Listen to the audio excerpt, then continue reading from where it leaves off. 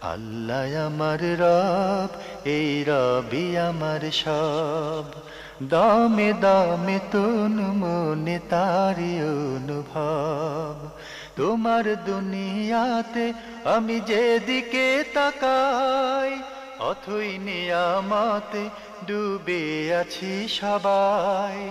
পাক পাখালির গানে শুনি তসবি কলরব, তসবি কলরব। আল্লাহ আমার রব, এই রবি আমার সব। আসসালামু আলাইকুম প্রিয় দর্শক, আপনারা যারা দেশে আছেন প্রবাসে, সবাইকে অনেক অনেক প্রীতি ও শুভেচ্ছা। শুরু হলো আপনাদের প্রশ্ন নিয়ে আপনাদের এই প্রিয় অনুষ্ঠান আপনার জিজ্ঞাসা। আপনাদের সাথে আছি আমি জয়নুল আবেদিন আজাদ। আর আজকে আপনাদের মনে জায়গা প্রশ্নের জিজ্ঞাসার জবাব দিচ্ছেন বিশিষ্ট আলেম ডক্টর আবু বকর মোহাম্মদ জাকারিয়া। আসসালামু আলাইকুম রহমতুল্লাহ। প্রিয় দর্শক, চলুন তাহলে জিজ্ঞাসার জগতে। শুরুতে একটি চিঠি পাঠিয়েছেন আব্দুল হাকিম, লালমাটিয়া, ঢাকা থেকে। লিখেছেন, ঈমান আনার পরেই সৎ হওয়ার ব্যাপারে গুরুত্ব দেওয়া উচিত কি?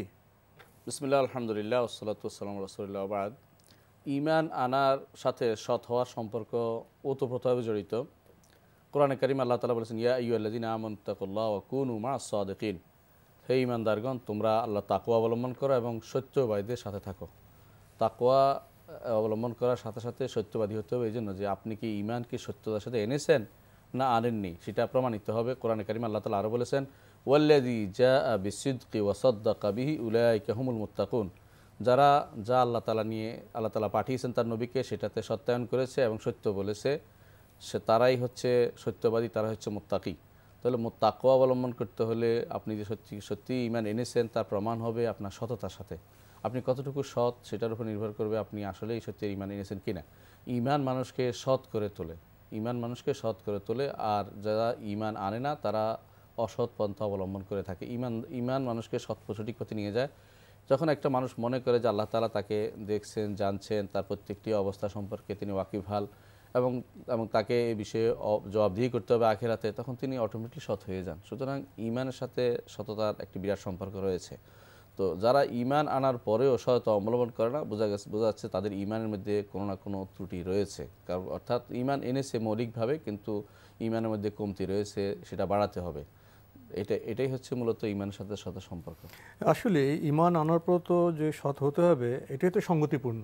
জি, আরেকটি বিষয় এসে যায়, কি ঈমান আনলো না, কিন্তু ঈমান আনেনি বলে কি সে সৎ হবে না? হ্যাঁ, গুরুত্বপূর্ণ একটি অংশ। সেটা হচ্ছে ঈমান আনে নাই সৎ হবে না। হ্যাঁ, অনেকেই তার ন্যাচারালি বাই বার্থ বা বাই বর্ন অনেকেই সৎভাবে চলতে চেষ্টা করে, অনেকেই যে আমি সৎতার সাথে জীবনযাপন করব। তো এটা ঈমানই একটা খাসলত তার মধ্যে পাওয়া গেছে, ঈমানই একটা স্বভাব তার মধ্যে পাওয়া গেছে। কিন্তু ঈমানটা থাকলে তার এটা কাজে লাগতো। দুনিয়াতে হয়তো তিনি সততার সাথে জীবনযাপন করবেন, দুনিয়াতে অনেক কাছে তিনি প্রিয় হবেন এই সততার সাথে জীবনযাপন করার কারণে। আখিরাতে তিনি কিছুই পাবেন না এর বিনিময়ে, কারণ তার ঈমান নেই। ঈমানের সাথে যদি সততা যোগ হয় সেটা হবে সোনায় সোহাগা। সেটা এখানে প্রসঙ্গত আরেকটি বিষয় আপনার সামনে পেশ করতে চাই। পৃথিবীতে আসার আগে তো আমরা আলমে আরওয়াতে ছিলাম, রুহের জগতে ছিলাম। সেখানে তো আল্লাহ আমাদের প্রশ্ন করেছিলেন, আলাস্তু বিরাব্বিকুম, আমি কি তোমাদের প্রভু নেই? প্রত্যেকটি রুহ তো সেখানে বলে এসেছিল বালা, হ্যাঁ। সে অর্থে মানুষ পৃথিবীতে আসার আগেই তো ঈমানের অঙ্গীকার করেছিল। জি, কথা আসলে এরকম। অঙ্গীকারটা কিন্তু ছিল, বাস্তব কথা হচ্ছে অঙ্গীকারটা ছিল তাদের কর্মকাণ্ডের মাধ্যমে প্রকাশ করেছে, সরাসরি কথা বলেনি। কথা বলার মতো জ্ঞান তাদেরকে দেওয়া হয়নি। তো তারা অবাধ্য ছিল না, বাধ্য ছিল। এটার উপরে মানুষের তাদের এই গ্রহণ করার মানসিকতা দিয়ে আল্লাহ তাআলা তাদেরকে দুনিয়া পাঠিয়েছেন। এটার নাম হচ্ছে ফিতরা। কোরআনে কারিমে আল্লাহ তাআলা বলেছেন যে ফিতরাতাল্লাহি আল্লাতী ফাতারান নাস আলাইহা লা তাবদীলা লিখালকিল্লাহ। রাসূলুল্লাহ সাল্লাল্লাহু আলাইহি ওয়াসাল্লাম বলেছেন যে কুল্লু মৌলুদিন ইউলাদু আলাল ফিতরা ফাআবাওয়াহু ইউহাউদানিহি ওয়া ইউনাসরানিহি ওয়া ইউমাজ্জিসানিহি। প্রত্যেকটি মানুষই এই স্বভাবগত গ্রহণ করা, ভালো গ্রহণ করা মন মানসিকতা জন্মগ্রহণ করে। তো যে ব্যক্তি সততা দেখাবে দুনিয়াতে, সেটা তার নিজের জন্যই করবে, আখিরাতে সেটার সাথে ঈমান যোগ হলে ফল পাবে। কিন্তু দুনিয়াতে সততা দেখিয়েছে, এটা তার দুনিয়াতে সুনাম অর্জন করবে। মানুষ তো তার অভিজ্ঞতার আলোকে কথা বলে, honesty is the best policy. Honesty is the best policy বলে। জি, একজন ঈমানদারের জন্য সবচেয়ে বেশি দরকার হচ্ছে দুটি জিনিস একত্র করা, ঈমানও আনবে এবং সৎ জীবনযাপন করবে। আমরা খুবই গুরুত্বপূর্ণ বিষয়ে অবগত হলাম। প্রিয় দর্শক, ভাই আব্দুল হাকিম আপনি আরও লিখেছেন, অসৎ অবস্থায় মারা গেলে সরাসরি জাহান্নামে যেতে হবে, এই কথা গুরুত্বসহ বলা উচিত কি? দেখুন, অসতের কিছু সংজ্ঞা আছে। কিছু আছে মানুষ চারিত্রিকভাবে স্খলিত, কেউ আছে কেউ অর্থনৈতিকভাবে তাদের সমস্যা আছে, অথবা কারো কথাবার্তার সৌন্দর্য নেই, এরকম কিছু হতে পারে বিভিন্ন রকমের। কিন্তু যদি সবচেয়ে বেশি ক্ষতিগ্রস্ত ওই ব্যক্তি, যে ব্যক্তি ইমানিভাবে সৎ হইতে পারেনি, আল্লাহর সাথে সৎ দেখাতে পারেনি, আল্লাহর সাথে তার চারিত্রিক সম্পর্ক সুন্দর করতে পারেনি, আল্লাহর সাথে তার ইমানের সম্পর্ক ঘাটতি হয়েছে, সেইটার সহ যদি সেইটার সাথে যদি কোনো অসৎ অবস্থা, তার অন্যান্য মানুষের সাথে খারাপ ব্যবহার করে, মানুষের সাথে চরিত্র বজায় না রাখে, সুন্দর জুলুম করে, তখন সেটা তার জন্য আখিরাতে কিন্তু তার জন্য সেটার শাস্তি কমপ্লিট হওয়া না পর্যন্ত সে জান্নাতে যেতে পারবে না। রাসূলুল্লাহ সাল্লাল্লাহু আলাইহি ওয়াসাল্লাম জন্য বলেছেন, তোমাদের মধ্যে কে মিসকিন বলে তোমরা মনে করো? সাহাবা কেরাম বললেন যে ব্যক্তি একটি লোকমার জন্য মানুষের দ্বারে দ্বারে ঘুরে বেড়ায়, সে হচ্ছে মিসকিন। রাসূলুল্লাহ সাল্লাল্লাহু আলাইহি ওয়াসাল্লাম বললেন যে সেই মিসকিন না, প্রকৃত মিসকিন তো ওই ব্যক্তি যে ব্যক্তি পাহাড় পরিমাণ নেকের আমল করেছে দুনিয়াতে, অথচ কাউকে থাপ্পড় দিয়েছে, কাউকে মার দিয়েছে, কারো সম্পদ জোর করে নিয়ে নিয়েছে, ইত্যাদি ইত্যাদি। রাসূলুল্লাহ বললেন যে জুলুম করেছে দুনিয়ার বুকে, সেখানে গেলে তার নেক আমলগুলো সব ভাগ করে তারা নিয়ে যাবে, আর তাদের যত খারাপ আমলগুলো আছে তার পিঠের উপর চাপিয়ে দেবে। ওই ব্যক্তি হচ্ছে সবচেয়ে বড় মিসকিন। সুতরাং আপনি যে বলেছেন, হ্যাঁ, অসৎ তারা চলাফেরা করে, তারা আসলেই এই বিষয়টি আপনি গুরুত্বের সাথে দাবিদার, যে একজন ইমানদারের জন্য সবচেয়ে বেশি দরকার হচ্ছে সৎ হওয়া। এবং ইমানদারকে দেখেই, যেভাবে সাহাবা কেরামকে দেখে শত শত মানুষ ইসলাম গ্রহণ করেছে, সেরকম সৎ আমাদের হওয়া উচিত, যাতে করে আমাদের দেখে যারা ইসলাম গ্রহণ করেনি তারা ইসলামের প্রতি আকৃষ্ট হয় এবং ইসলাম গ্রহণ করে, এরকম পরিস্থিতি তৈরি হয়, এবং নিজেরাও আমরা ভবিষ্যতে উপকৃত হতে পারি, অর্থাৎ জান্নাতে আমরা উচ্চতর মকাম, রাসূলুল্লাহ সাল্লাল্লাহু আলাইহি ওয়াসাল্লামের সাথী হওয়ার সৌভাগ্য অর্জন করতে পারি। এটা কিন্তু ভালো জিনিস। কিন্তু আপনি কখনো এটা মনে করবেন না যে শুধু একজন সৎ অসৎ দিয়ে আখিরাতের দরজা পার হয়ে যাবে, এরকম আমরা কেউ মনে করতে পারবো না। যতক্ষণ না ঈমান থাকে, ঈমান থাকার পরে সৎ হতে হবে, এটা ঠিক। ঈমান থাকার পরে অসৎ জীবনযাপন করা যাবে না, এটাও ঠিক। হ্যাঁ, একটা মানুষ ঈমান আছে, অসৎ জীবনযাপন করছে, তার শাস্তি হবে। কিন্তু যার ঈমান নাই, সৎ জীবনযাপন করেছে, এটা তার দুনিয়ার বুকেই তার ফলাফল পেয়ে যাবে, আখিরাত তার জন্য কিছু অবশিষ্ট থাকবে না।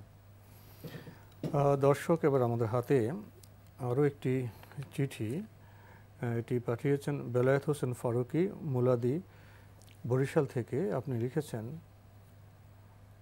উলুল আমরি মিনকুম বলতে কাদেরকে বলা হচ্ছে? কেবলমাত্র 4 ইমামই? গুরুত্বপূর্ণ একটি প্রশ্ন করেছেন। এই জায়গাতে অনেকেই ভুল করে থাকেন। আল্লাহ তাআলা বলেছেন, আতিউল্লাহ ওয়া আতিউর রাসূলা ওয়া উলিল আমরি মিনকুম, তোমরা আনুগত্য করো আল্লাহর, আনুগত্য করো রাসূলের, এবং তোমাদের মধ্যে যারা ক্ষমতাশীল তাদেরকে। উলিল আমর অর্থ হচ্ছে আমর, নির্দেশ যিনি দিতে পারেন তিনি হচ্ছেন উলিল আমর। উলিল আমর হচ্ছে নির্দেশদাতা, যিনি শাসন করার ক্ষমতা রাখেন, শাসক কর্তৃপক্ষ, তাদের কথা হচ্ছে উলিল আমর। দ্বিতীয় উলিল আমর হচ্ছে যারা ধর্মীয় নির্দেশনা দিতে পারেন, আলেমগণ। এখানে কোনো ব্যক্তিগতভাবে কোনো ইমাম, 4 ইমাম বা 1 ইমামের কথা বলা হয়নি, বা শুধু সুনির্দিষ্ট কোনো একজনকে বোঝানো হয়নি। আপনার সময়ে এখন আপনার কাছে 2 ধরনের নেতৃত্ব আপনি মানেন। যেমন রাষ্ট্রীয় নেতৃত্ব মানেন, রাষ্ট্র সরকারের নেতৃত্ব আপনি মেনে চলেন, মানতে হয় আপনাকে। একটি রাষ্ট্রে যখন থাকবেন তাদের নেতৃত্ব মানে আপনার জন্য ওয়াজিব, ফরজ। যতক্ষণ না তারা আল্লাহ বিরোধী কোনো কথা বলে, ততক্ষণ পর্যন্ত তাদের নির্দেশনা আপনাকে মানতে হবে। রাসূলুল্লাহ সাল্লাল্লাহু আলাইহি ওয়াসাল্লাম তাই আমাদেরকে নির্দেশ দিয়েছেন। আর দ্বিতীয় নেতৃত্ব আপনি মানেন আলেমদের নেতৃত্ব কীভাবে মানেন? মসজিদে গেলে ইমাম সাহেবের নেতৃত্বে সালাত আদায় করেন, তিনি যেটা যা বলেন তা শোনেন, আপনি বলেন যে তিনি হারাম হালালের কথা বলেন, আপনি সেটা মেনে চলেন, এইটা একটা নেতৃত্ব আছে। কিন্তু কোরআনে কারিম এই নির্দেশ দুইটাকেই শামিল করে, অর্থাৎ আপনি উলিল আমরি মিনকুম বলতে বুঝাইছে আল্লাহ তাআলা যে তোমরা যে আল্লাহর আনুগত্য করো, রাসূলের আনুগত্য করো, এবং তোমাদের মধ্যে যারা আল্লাহ তাআলা তাদেরকে ক্ষমতা দিয়েছেন, শাসন ক্ষমতা দিয়েছেন, তাদের কথাও মানো, এবং যাদেরকে শরীয়তের নির্দেশনা দিতে বলেছেন তারা যখন শরীয়তের কোনো নির্দেশনা দেয় তোমরা তাদেরকে মানতে হবে। এখানে 4 ইমামের কথা বলা হয়নি। যারা এই কথাগুলি বলেছেন তাদের কাছে সুস্পষ্ট কোনো দলিল নেই। দেখেন, এর প্রমাণ হচ্ছে এরপরে বলছেন, ফাইন তানাযাতুম ফি শাইইন ফারুদ্দু ইলাল্লাহির রাসূল, যদি এই ব্যাপারে তোমাদের মধ্যে মতভেদ তৈরি হয়ে যায়, অর্থাৎ যখন এরপর আল্লাহ এবং তার রাসূল আনুগত্যের পরে যখন দুনিয়ার শাসক অথবা দুনিয়া আলেমদের আনুগত্য তোমাদের প্রশ্ন আসে, তখন তোমরা এই ব্যাপারে যদি হালাল হারামের প্রশ্ন আসো, ফারুদ্দু ইলাল্লাহির রাসূল, আল্লাহ এবং তার রাসূলের দিকে ফিরে চলে যাও। তো আল্লাহ এবং রাসূল যেটা বলেছেন সেটা মানো, দুনিয়ার মানুষ উল্টা করলে সেটা মানা যাবে না। ঠিক এই হিসাবেই আলেমদেরকে আমরা শ্রদ্ধা করব, ইমামদেরকে মানব, ইমামদের কথা থেকে আমরা আলোকিত হব, আমরা তাদের কথা দিয়ে আমরা কোরআন হাদিস এবং ফিকহ বুঝবো, শরীয়ত বুঝবো, এতে কোনো সন্দেহ নেই। তাদেরকে সম্মান করব, দোয়া করব তাদের জন্য সবসময়। তারা ইজতিহাদ করেছেন, তারা সওয়াবের অধিকারী হবেন, তারা ঊর্ধ্ব আকাশের ধ্রুব তারার মতো সবাই। কিন্তু তাদের আনুগত্য এই আয়াত দিয়ে তাদের অন্ধ আনুগত্য সাব্যস্ত করার কোনো সুযোগ নেই।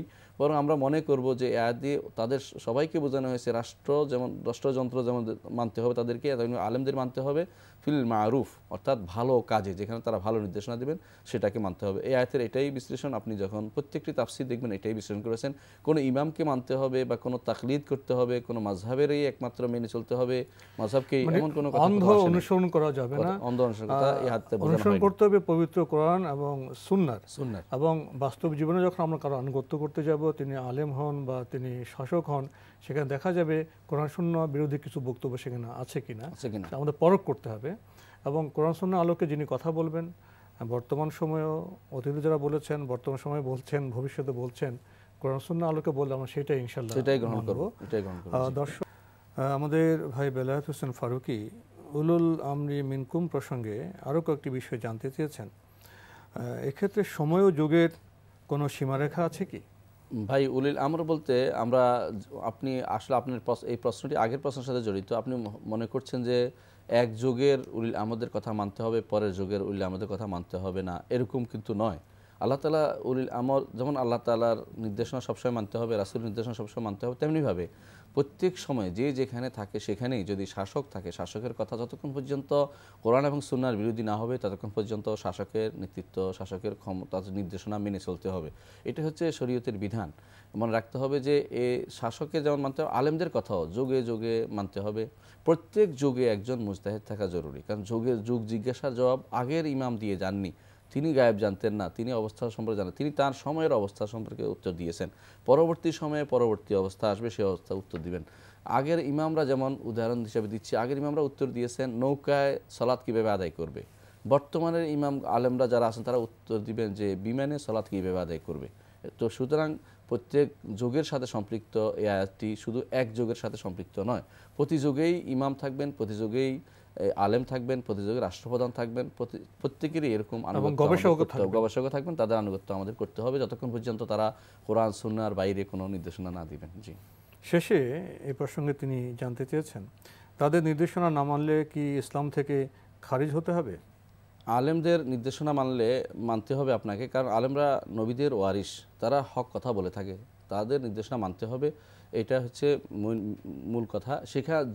সুনির্দিষ্ট কোনো যুগের আলেমকে মানতে হবে এরকম কিছু নয়। আপনি যে প্রশ্ন করেছেন তার সাথে জড়িত হচ্ছে, আমার মনে হয় আপনি বুঝাতে চেয়েছেন যে কেউ মনে করে থাকেন যে উলিল আমর বলতে শুধু 4 ইমামকে বোঝানো হয়েছে, বা যাদের ইমাম বলে প্রসিদ্ধ হয়েছেন যারা, তাদের কথা বোঝানো হয়েছে, সেই জন্য আপনি এই প্রশ্নটি করেছেন। তো আসলে তাদের কথার বাইরেও আরও কিন্তু অনেক ইমাম রয়েছে, তাদের নির্দেশনার বাইরে আরও কিছু ইমাম রয়েছেন, এই 4 ইমামের বাইরেও অনেক ইমাম রয়েছেন এবং তারাও গবেষণা করেছেন। তাদের কথার বাইরে গেলে অন্য কোনো ইমামের কথা অনুসারে হলেও আপনার যথেষ্ট হবে। এখানে বোঝানো হয়েছে যে কোরআনে কারীম, রাসূলুল্লাহ সাল্লাল্লাহু আলাইহি ওয়াসাল্লামের সুন্নাহ অনুসরণ করতে হবে আপনাকে। কোরআন এবং সুন্নাহ অনুসরণ করতে গিয়ে আলেমরা যে ইজতিহাদ করেছেন, যে মতে চলেছেন, সেই মতই আপনাকে চলতে হবে। সুনির্দিষ্ট একজনের কথা চলতে হবে এমন জরুরি নয়, এবং তাদের মতের বাইরে অন্য কোনো ইমামের মত হতে হবে। ব্যক্তিগত প্রবৃত্তির দাসত্ব করা যাবে না, বা নিজের মন যা চায় তা বলা যাবে না। ইমামদের মত অনুসারেই আপনাকে কোরআন হাদিসের ব্যাখ্যা মানতে হবে এবং সেটা অনুসারে আপনাকে চলতে হবে। সেটা আপনাকে অবশ্যই মেনে নিতে হবে, কারণ তারা এই বিষয়ে গবেষণা করেছেন। আপনি যদি কোনো গবেষণার মতো সেরকম যোগ্য তৈরি হন, আপনি নিজ মতে কোরআন এবং সুন্নাহ দিয়ে গবেষণা করে আপনি চলতে পারবেন, আপনার তাদের অনুসরণ করার প্রয়োজন হবে না। আর যদি মনে করেন যে না, তাদের মতেই আপনি চলবেন, তাহলে আপনি যে কোনো একজনের মত নিতে পারবেন এবং এই 4 ইমামের বাইরেও অন্যান্য ইমামের মতো নিতে পারবেন। এতে আপনি ইসলাম থেকে বের হয়ে যাবেন না, কোনো সমস্যা নেই। অর্থাৎ আপনাকে তাকলিদ করা কোনো ফরজ ওয়াজিব নয়, এটা আমাদের বোঝানোর উদ্দেশ্য, মানে অন্ধ অনুসরণ নয়। তো বিষয়টা কি এরকম, আমরা জীবনের যে ক্ষেত্রেই নির্দেশনা প্রসঙ্গ আসবে আমাদের খোঁজ করতে হবে, সেক্ষেত্রে পবিত্র কোরআন এবং সুন্নাহ নির্দেশনা কি, সেটা ইমাম দিতে পারেন, নতুন গবেষক দিতে পারেন। মূল লক্ষ্য হবে সেক্ষেত্রে কোরআন এবং সুন্নাহ নির্দেশনা কি আছে। জি, আসলে মূল লক্ষ্য এটাই হবে, যখনই আপনি কোনো কিছু আমল করতে চাইবেন আপনার উদ্দেশ্য হবে কোরআন এবং সুন্নাহকে অনুসরণ করা। সেখানে সহযোগিতা পাবেন ইমামদের কথায়, ইমামরা কি গবেষণা করেছেন, এই ব্যাপারে কি মত দিয়েছেন এবং তার মতগুলির কারণ কি। বিশেষ করে উসুল ফিকহ অনুসারে যারা আলোচনা করেছেন, উসুল ফিকহের ভিত্তিতে যাদের এই মূলনীতি কি, কোন মূলনীতির ভিত্তিতে তারা এই কথাগুলি বলেছেন, সেগুলি যখন জানবেন তখন আপনি বুঝতে পারবেন যে আসলে কোনটা বেশি গুরুত্বপূর্ণ এবং কোনটাকে বেশি প্রাধান্য দিবেন, আপনি প্রাধান্যপ্রাপ্ত মত কোনটা, আপনি সেটা বুঝতে পারবেন।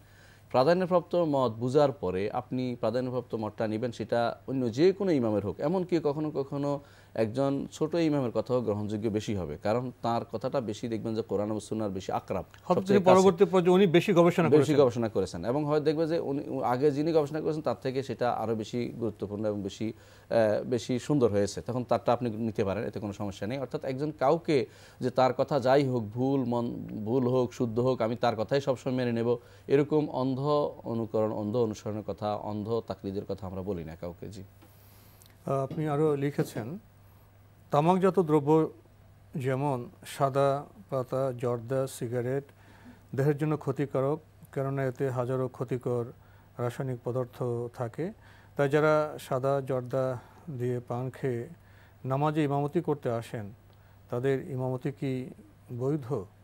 আর ওইগুলো খাওয়ার ইসলামের বিধান কি? ভাই, তামাক বা এই জাতীয় জিনিসগুলো শরীয়তে হারাম করা হয়েছে। কোরআনে কারিমে আল্লাহ তাআলা বলেছেন যে ওয়ালা তাকতুলু আনফুসাকুম ইন্নাল্লাহা কানা বিকুম রাহিমা, তোমরা নিজেদেরকে হত্যা করো না, আল্লাহ তাআলা তোমাদের প্রতি অত্যন্ত দয়াদ্র। আবার আল্লাহ তাআলা এটাও বলেছেন ওয়া ইউহাররিমু আলাইহিমুল খাবায়েস, তোমাদের উপর হারাম করা হয়েছে খবিজ জিনিসসমূহ। রাসূলুল্লাহ সাল্লাল্লাহু আলাইহি ওয়াসাল্লাম এই খবিজ জিনিস খেয়ে, বিশেষ করে গন্ধযুক্ত জিনিস খেয়ে মসজিদে আসতে নিষেধ করেছেন।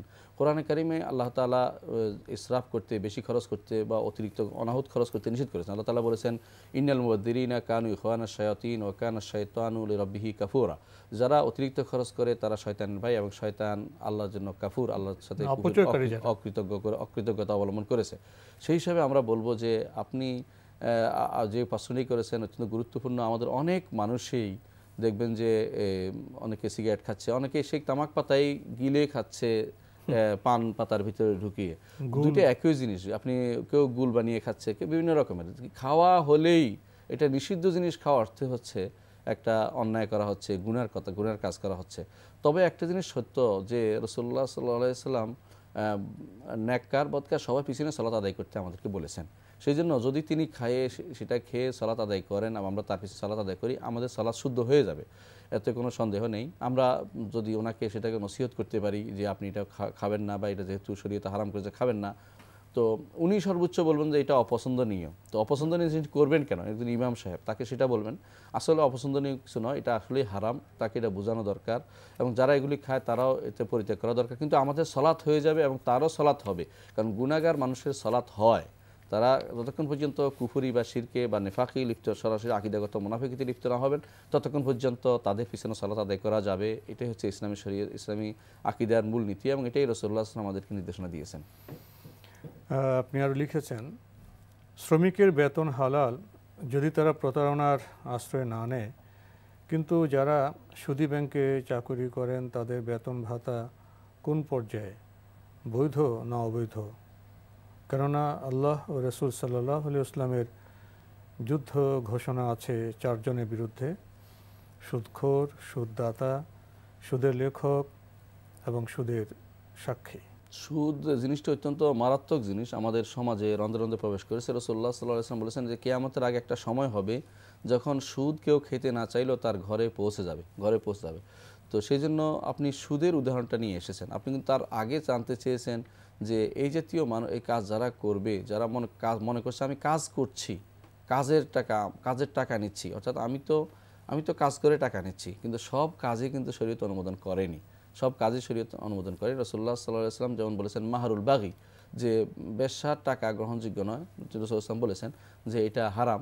তো এই জাতীয় হারাম জিনিসকে আপনি কাজ মনে করে নিতে পারবেন না। যেমন আপনি মদ বানাচ্ছেন আর বলছেন আমি তো কাজ করছি না, সব কাজে নেওয়া যাবে না।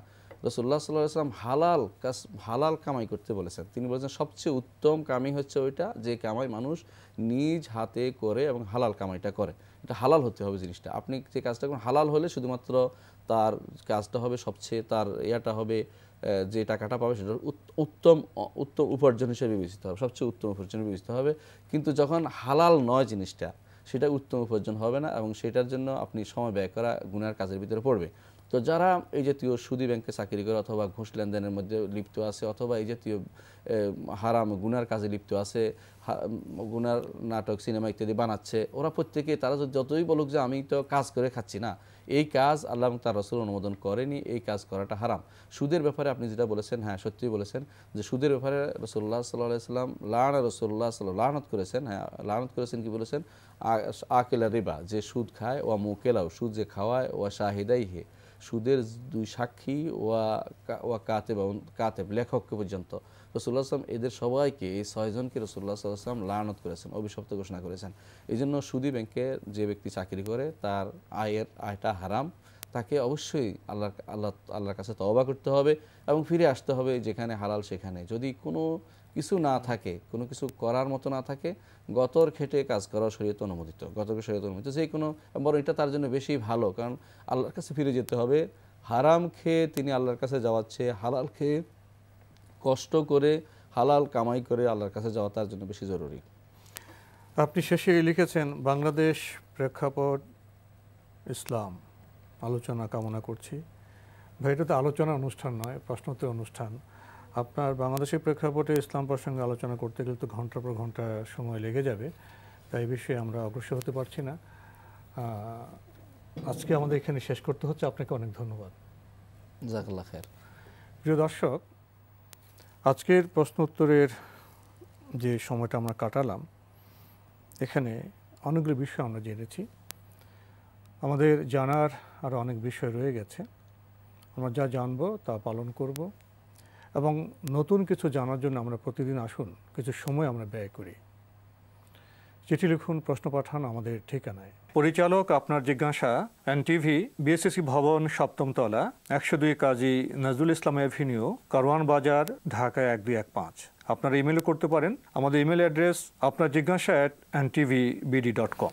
প্রিয় দর্শক, আপনারা আমাদের এই অনুষ্ঠান এনটিভি অনলাইনেও দেখতে পারবেন। ভিজিট করুন www.ntv.bd.com। দর্শক, আপনারা সবাই নিরাপদে থাকুন শান্তিতে। আসসালামু আলাইকুম। আমার রব, এই রবি আমার সব, দামে দামে তুন মনে তারি অনুভব। তোমার দুনিয়াতে আমি যেদিকে তাকাই, অথই নিয়ামতে ডুবে আছি সবাই।